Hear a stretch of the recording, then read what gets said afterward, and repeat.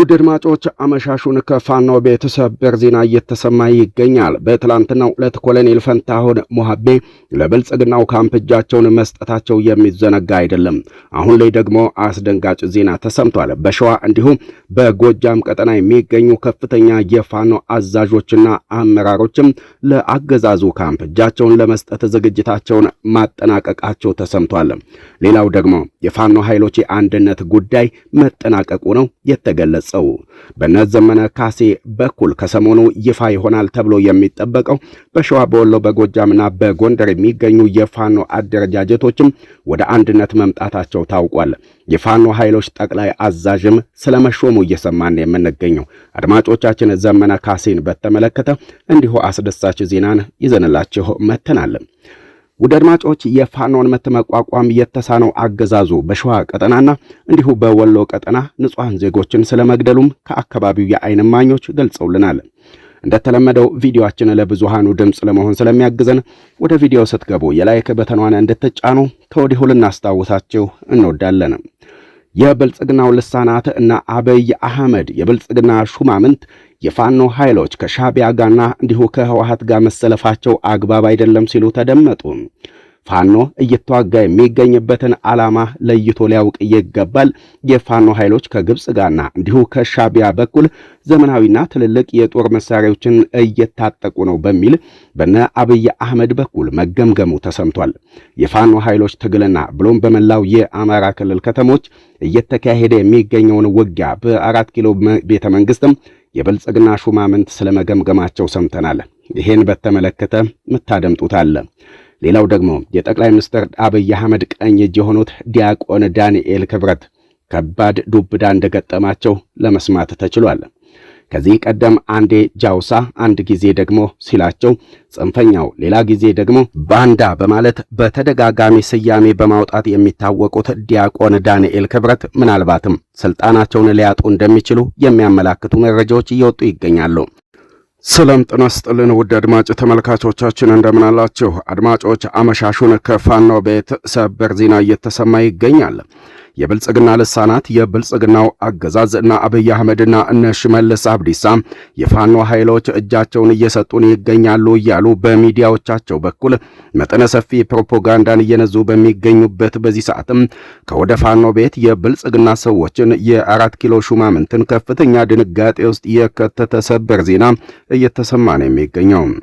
ውድ አድማጮቻችን በተለይም በትላንትናው ዕለትም ለአገዛዙ እጅ ሰጡ የተባሉት ኮሎኔል ፈንታሁን ሞሃቤን በተመለከተ አስደንጋጭ ሰበር ዜናዎችን እየሰማን በመነገኝበት በዚህ ሰዓትም ከወደ ሸዋና እንዲሁ ከወደ ጎጃም ለአገዛዙ እጃቸውን ለመስጠት ዝግጅታቸውን ያጠናቀቁ የፋኖ ከፍተኛ አዛዦች እንደሚገኙ እንዲሁ ለማወቅ ተችሏል። ታዲያ ይሄንንም ተከትሎ ይመስላል በጎጃም ቀጠና የሚገኘው የጎጃም ፋኖ ኃይሎች ጠቅላይ አዛዥ የሆነው አርበኛ ዘመነ ካሴ የብልጽግና ሹማምንትን ከፍተኛ ድንጋጤ ውስጥና አጣብቂኝ ውስጥ የከተተ ተግባርን ስለመፈጸሙ እየተሰማ ነው የሚገኘው። ውድ አድማጮቻችን በዕለቱ ከፋኖ ቤት ከሸዋ ከወሎ ከጎጃምና እንዲሁ ከጎንደር አስደሳች ዜናዎችን እየሰማን በምንገኝበት በዚህ ሰዓትም ብልጽግና የሚተማመንባቸው ከፍተኛ ዋጊዎቹና የጦር መኮንኖቹ ጽንፈኛው ቡድን ከአቅማችን በላይ ሆኗል ሲሉ ለመስማት ተችሏል። ከዚህ ቀደም በብልጽግናው ሹም በአብይ አህመድ በኩል ቀጥተኛ ትዕዛዝ ተሰጥቷቸው ጽንፈኛውን ቡድን አጥፉ፣ ጽንፈኛውን ቡድን ደምስሱ፣ ይህ ሊሆን የማይችል ከሆነ ብልጽግና እንደ መንግስት መቀጠል አይችልም፣ እንዲሁም ኢትዮጵያን ብትሆን እንደ የመንና ሶሪያ ልትበተን ትችላለች በሚል አገዛዙ በተደጋጋሚ መጠነ ሰፊ ዘመቻዎችን ማወጁም የሚዘነጋ አይደለም። ያም ሆኖ ግን የአገዛዙ ቀኝ እጅ የሆኑትም እነ ኢታማዦር ሹም ብርሃኑ ጁላ እንዲሁም ምክትል ኢታማዦር ሹም አበባው ታደሰን የመሳሰሉ ከፍተኛ የአገዛዙ ኮሎኔሎችና እንዲሁ የአገዛዙ የጦር መኮንኖችም አሁን ላይ ደግሞ ጽንፈኛው የፋኖ ቡድን ከአቅማችን በላይ ሆኗል ሲሉም ነው የተደመጡትም። ከዚህ ቀደም ጽንፈኞችን አጠፋን ደመሰስን፣ ጽንፈኛው ቡድን እየተዋጋን የሚገኘው 3 ክላሽ ይዞ ነው። 3 ክላሽ ይዞ የሚታገለን አካል ፈጽሞ ወደ 4 ኪሎ ቤተ መንግስት ሊገባ አይችልም በሚልም በመንግስት የቴሌቪዥን ጣቢያዎች በኩል በተደጋጋሚ ፕሮፓጋንዳዎችን የነዛው አገዛዙ የፋኖ ኃይሎች ከአቅማችን በላይ ሊሆኑ አይችሉም፣ እንዲሁም ጽንፈኛውን ቡድን ከ96 በመቶ በላይ አጥፍተን እንዲሁ ጥቂቶቹ ብቻ በጫካ እየተሽለኮለኩ ይገኛሉ በሚል በልሳናቶቹ በኩል ተደጋጋሚ ፕሮፓጋንዳን ሲነዛ የቆየው የብልጽግናው ሹም እና አብይ አህመድና እነ ሽመልስ አብዲሳ አሁን ላይ ደግሞ ፋኖ ከአቅማችን በላይ ሆነ እያሉም ይገኛሉ። የፋኖ ኃይሎች እንቅስቃሴ በከፍተኛ ሁኔታ አስግቶናል ብለው ያሉት የኦሮሚያ ክልል ርዕሰ መስተዳደር የሆኑት አቶ ሽመልስ አብዲሳ ከዚህ ቀደም በማናለብኝነት ወደ አደባባይ ብቅ በማለትም ጽንፈኞችን አጠፋን፣ ነፍጠኞችንም ነፍጣቸውን ቀምተን እኛ ታጠቅን፣ ከዚህ በኋላ የሚያሰጋን ኃይል የለም በማለት በተደጋጋሚ ቢደነፉም አሁን ላይ ደግሞ ጽንፈኛውን ቡድን ማጥፋት ተስኖናል፣ የፋኖ ኃይሎች ከውስጥና ከውጭ ኃይሎች ጋር በመናበብ አብይን ከስልጣን ለማስወገድ መጠነ ሰፊ እንቅስቃሴን እያካሄዱ ይገኛሉ በሚል እየወነጀሉም ነው የሚገኙትም። በተደጋጋሚ በአዳማ በኢሊሌ ሆቴል ተደጋጋሚ ስብሰባዎችን የሚያካሂዱት የኦሮሚያ ክልል ርዕሰ መስተዳደር የሆኑትም አቶ ሽመልስ አብዲሳም የፋኖ ኃይሎች ወደ ኦሮሚያ ክልል ከተሞች ዘልቀው በመግባት ጥቃት እየፈጸሙብን ይገኛሉ፣ ለዚህ ደግሞ ተጠያቂው ለኦሮሞ ሕዝብ እታገላለሁ ብሎ የሚለው የሸኔ ቡድን ተጠያቂ ነው ሲሉም የተደመጡ ሲሆንም ከ50 ዓመት በላይ ለኦሮሞ ሕዝብ መብትና ነጻነት እታገላለሁ ያለው የሸኔ ቡድን አሁን ላይ ጽንፈኞቹን እየደገፈብን ይገኛል ሲሉም ነው የከሰሱትም። አቶ ሽመልስ አብዲሳ አክለው እንዳሉትም ከሆነ ለኦሮሞ ሕዝብ መብትና ነጻነት እንታገላለን፣ የሕዝባችንን መብት እናስጠብቃለን የሚሉትም የኦሮሞ አክቲቪስቶችና ፖለቲከኞችና አክቲቪስት ጀዋር መሐመድ እንዲሁና አቶ ለማ መገርሳና እነ ፕሮፌሰር ሕዝቅኤል ጋቢሳን የመሳሰሉ የኦሮሞ ተወላጆችም ቢሆኑ ከጽንፈኞቹ በስተጀርባ በመሰለፍም ከስልጣን ሊያስወግዱን መጠነ ሰፊ እንቅስቃሴን እያካሄዱ ይገኛሉ ሲሉም ነው የወነጀሉትም። አቶ ሽመልስ አብዲሳ ይህንንም አስመልክቶ ይመስላል ሁላችንም ከአብይ ጎን ልንቆም ይገባል፣ የኛ ኃላፊነት የሚሆነው የአብይን ስልጣን ማስጠበቅ ነው። የኦሮሞ ሕዝብ ይህንን ስልጣን የሚያጣ ከሆነና አጼዎቹ ወደ 4 ኪሎ ቤተ መንግስት የሚገቡ ከሆነ ከዚህ ቀደም ታይቶ በማይታወቅ መልኩ የኦሮሞ ሕዝብ ወደ ባርነት ይገባል ሲሉም ነው የገለጹትም። በሌላ በኩል በትላንትናው ዕለትም በወሎ ቀጠና የሚገኙት የፋኖ ኃይሎች አዛዥ የሆኑትም ኮሎኔል ፈንታሁን ሞሃቤ ለብልጽግናው አገዛዝ እጃቸውን መስጠታቸውን ተከትሎ በብልጽግናው ልሳናት በኩልም ተደጋጋሚ ፕሮፓጋንዳዎች እየተነዙ ይገኛሉ።